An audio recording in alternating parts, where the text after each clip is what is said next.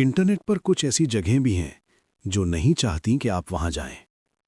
ना कोई search result, ना कोई हिस्ट्री और ना ही वापस लौटने की गारंटी।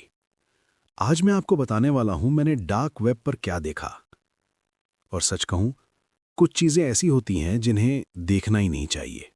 आपने डार्क वेब का नाम जरूर सुना होगा।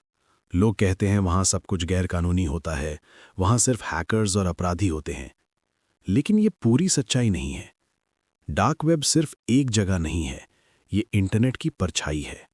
एक ऐसी दुनिया जहां नियम धीरे धीरे गायब हो जाते हैं।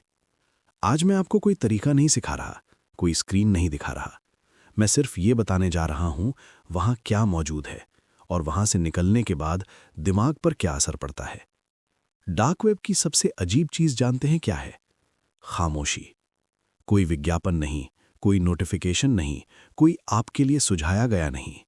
बस खाली पेज, धीरे खुलते लिंक और एक अजीब सी बेचैनी। ऐसा लगता है जैसे कोई देख तो रहा है लेकिन कुछ बोल नहीं रहा। सामान्य इंटरनेट पर आप यूजर होते हैं, डार्क वेब पर आपको लगता है जैसे आप ही निगरानी ने हैं। ये जगह डराती नहीं है, ये धीरे धीरे असहज बनाती है। लोग सोचते हैं कि डार्क वेब के बाजार किसी फिल्म जैसे होंगे। हकीकत कहीं ज्यादा डरावनी है। वो दिखते हैं बहुत सामान्य, साफ सुथरा डिजाइन, रेटिंग्स, भरोसेमंद विक्रेता के टैग। फर्क सिर्फ इतना है कि वहां जो चीजें बिकती हैं उनके नाम लेने से भी मन कांप जाता है। सबसे डरावनी बात यह नहीं कि क्या बेचा जा रहा है, सबसे डरावनी बात यह है कि उसे कितनी आसानी से बेचा जा रहा है। कोई भावना नहीं, कोई पछतावा नहीं, जैसे इंसानियत कहीं लॉग आउट हो चुकी हो। बुराई हमेशा डरावनी नहीं दिखती, कभी कभी वो बहुत प्रोफेशनल लगती है। डार्क वेब पर आपको शायद ही कभी किसी का असली चेहरा दिखे, ना नाम ना फोटो, सिर्फ यूजर नेम। लेकिन उन यूजर नेम के पीछे असल लोग होते हैं, असल समय में टाइप करते हुए। आप नहीं जानते वो किस देश में है, किस शहर में है या कितनी करीब। और यही अनिश्चितता दिमाग के साथ खेलती है। डार्क वेब से बाहर आने के बाद भी आप हर चीज को शक की नजर से देखने लगते हैं। एक साधारण मैसेज भी भारी लगने लगता है, क्योंकि आपने देख लिया होता है कि जब इंसान को पहचान से आजादी मिलती है तो वो क्या बन सकता है। डार्क वेब पर कुछ फाइलें कानूनी होती हैं, लेकिन फिर भी उन्हें खोलना गलत लगता है। पुरानी रिकॉर्डिंग्स, बिना नाम की फाइलें, अधूरी लिखी हुई बातें।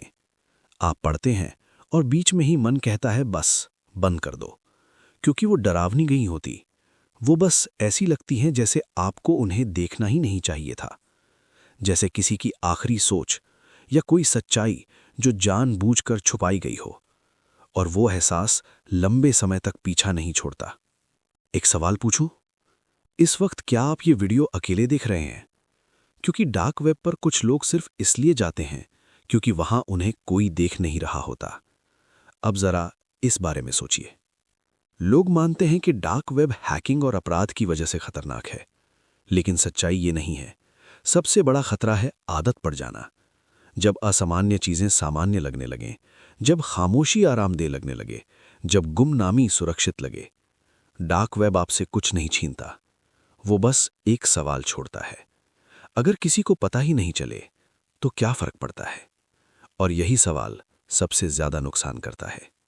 मैं डार्क वेब से डरकर नहीं लौटा, मैं खामोश होकर लौटा, जैसे कुछ ऐसा देख लिया हो जिसे भुलाना आसान नहीं। डार्क वेब इंटरनेट की नीचे नहीं है, वो उसके साथ साथ चलता है, चुपचाप, धीरे धीरे।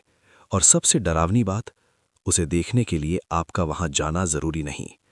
वो मौजूद है क्योंकि इंसान ने उसे बनाया है।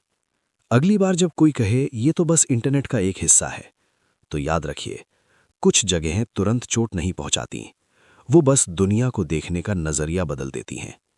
और एक बार ऐसा हो जाए तो दिमाग के लिए कोई क्लियर हिस्ट्री बटन नहीं होता।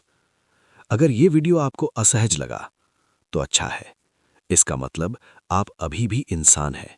और कमेंट में बताइए, अगर कोई आपको ट्रेस ना कर पाए तो क्या आप झांकने की हिम्मत करेंगे? अगर ऐसी कहानियां आपको असहज कर देती हैं तो इस चैनल को सब्सक्राइब करिए और कमेंट में लिखिए आपने क्या महसूस किया।